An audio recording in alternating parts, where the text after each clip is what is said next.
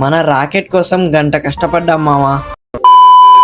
Hello మావా, ఈరోజు కాలేజ్కి పోలేదనేసి నా రాకెట్ కీస్ తీసుకొని బస్టాండ్కి బయలుదేరా. ఇంకా బస్టాండ్లో టీ పౌడర్ పార్సల్ అయితే వచ్చింది. అది పిక్ చేసుకొని ఇంట్లో పెట్టేశాం మావా. ఇప్పుడు ఫుల్ స్టాక్ అయితే ఉంది టీ పౌడర్. ఎవరికైనా కావాలంటే ఈ నెంబర్కి కాంటాక్ట్ అయితే అయిపోండి. ఇంకా నేను మన రాకెట్కి స్టిక్కరింగ్ చేద్దామనేసి వచ్చేసా. ఇంకా ఓల్డ్ స్టిక్కర్ అయితే పీకేసి మనకు కావాల్సిన విధంగా డిజైన్ చేసుకున్నా. మనకు కావాల్సిన డిజైన్ దొరకడం కోసం 1 గంట అయితే పట్టింది మావా. ఇంకా ఫైనల్ గా మన ప్రింట్ అయితే రెడీ అయిపోయింది. అది తీసుకొచ్చి మన రాకెట్ కి ప్రింట్ అయితే అంటించేశారు మామ. ఎండ అయితే మామూలుగా లేదు ఈ రోజు.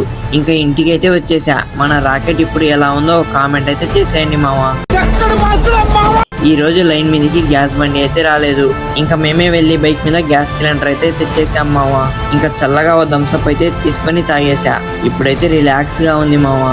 ఇంకా ఓ చిన్న పని పడితే మన రాకెట్ తీసుకొని అది కూడా కంప్లీట్ చేసేసుకున్నా. ఇంటికి వచ్చి చూస్తే మన రాకెట్ కి ఓ బోల్ట్ అయితే మిస్ అయింది మావా. ఒక్కటే సౌండ్ అయితే వస్తుంది ఈ బాస్కెట్. మామ, మా పెదమ్మ వాళ్ళ ఇంట్లో పిల్లలు చూడండి ఎలా ఆడుకుంటున్నాయో. ఇంకా ఈవినింగ్ అయితే ఫుల్ రైన్ అయితే పడింది. ఇంకా టీ బిస్కెట్ అయితే తిని తాగేసా మావా. సరే మావా, మరి నెక్స్ట్ బ్లాగ్ లో మళ్ళీ కలుద్దాం. అంతవరకు మీరు ఫాలో అయితే చేసేయండి. మళ్ళీ మీ ముందుంటా.